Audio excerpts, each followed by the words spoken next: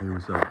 So for anyone landing on this video that doesn't know me from that doesn't know me from Adam, I'm actually gonna reference Adam in the Bible a little bit in this video. But this is not a religious channel, and this is actually had been a music channel, was the conception of this channel, and I'm still about music, and it's actually still a music channel. And so actually after this video that I'm uploading right now, I'm gonna upload some more music content tonight. I intend some more original music.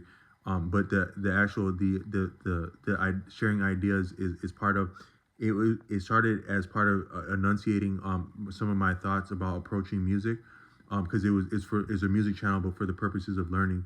But then I think that in doing so, now I'm at about 450 videos, and I think that you can appreciably develop a skill within 450 times of doing something.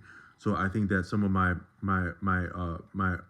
oratory, my verbalizing, the extemporaneous dialogue is extemporaneous means like free form and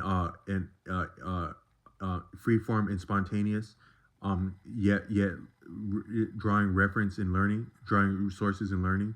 That's extemporaneous, and it's actually modeled after one of my greatest inspirations and benefactors in learning.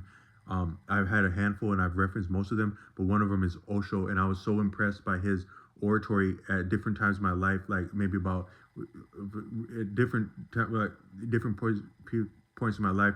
I spent a lot of I was with Osho a lot on the channel. First I read a lot of his books, then I watched interviews on YouTube.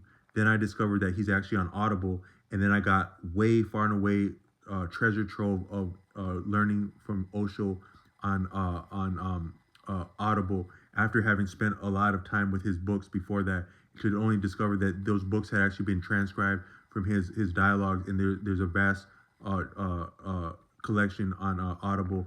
And so I would spend time listening to. I was going through some very challenging experiences back then, and I would listen to him at night. I was living with family, and then like my brother would be like in his own room, and at that time he was doing his own thing, and he'd be up at all hours of day and night doing with the lights on, like doing his thing in his room.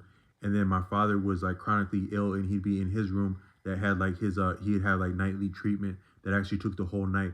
I won't say what his condition is, but I just want to say that if you play with stuff that's not healthy for you, you can be in a world of hurt, and you have to work for your healing.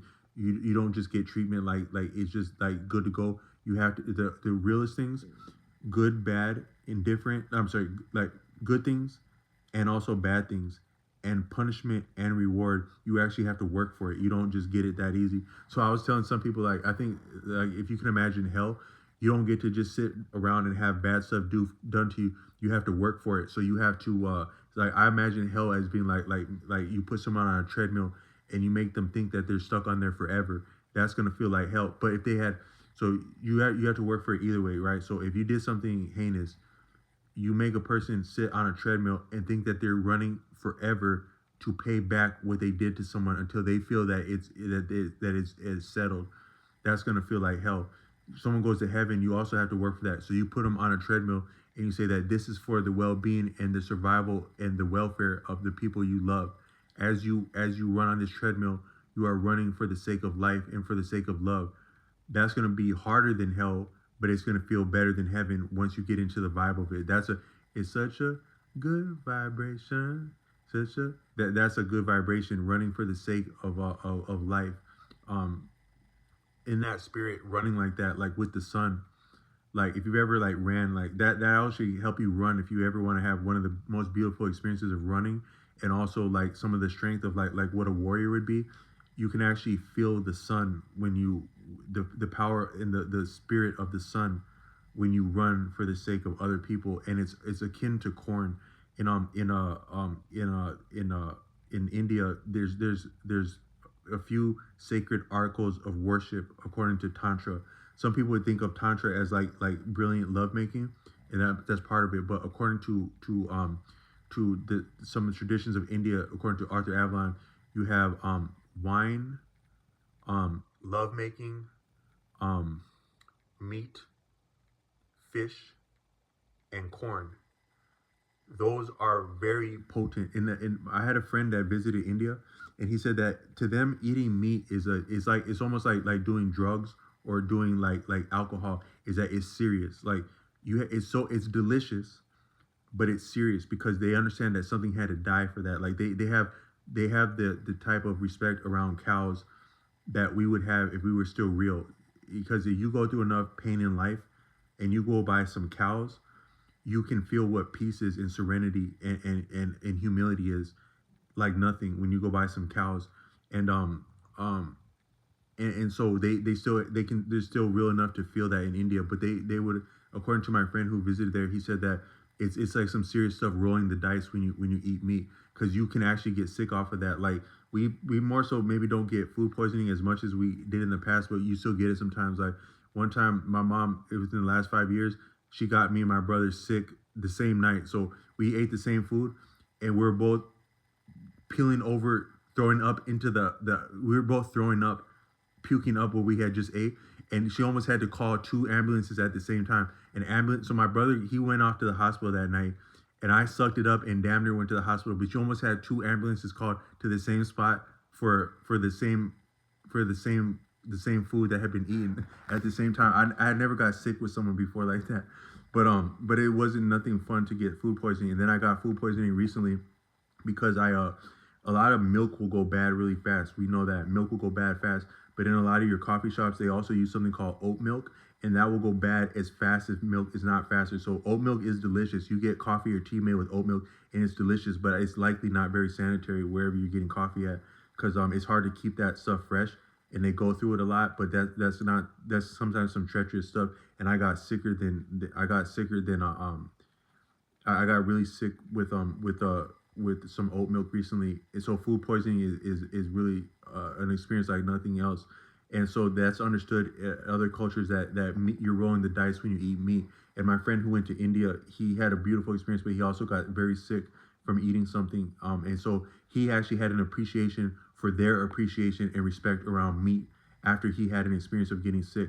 Is that meat is some serious stuff. It's not just nothing like we take it, but corn is also like that. And if you go running like with love, and you can sometimes feel like you go running in the middle of the night or at sunrise, and you have like thoughts of like love and almost like prayer and worship while you're running, you can feel something of the energy and the spirit of the sun, and somehow corn figures into that.